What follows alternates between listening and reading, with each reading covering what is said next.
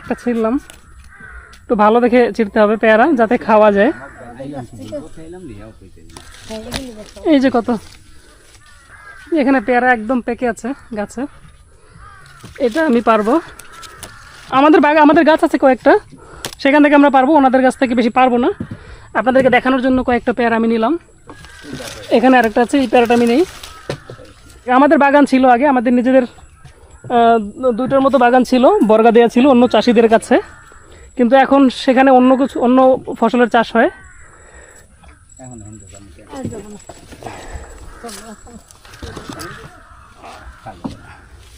পানি বেশি থাকার কারণে খালে আমাদের গাছগুলো যেহেতু একটু নিচু হয়, পেয়ারা গাছগুলো, তবে এদিকে চতুর্দিকে পেয়ারা বাগান দেখুন, একদম অথেন্টিক, কোনো সাজসজ্জা নেই এখানে। এই যে বরিশালের পেয়ারা বাগান এখন দেখতে আসে প্রচুর মানুষ, কিন্তু আরও একটা ফসল যেটা খুব বিখ্যাত বরিশালে, সেটা হচ্ছে বরিশালে অনেক বড় বড় হয় এবং সারা দেশেই এই আমরার খ্যাতি আছে।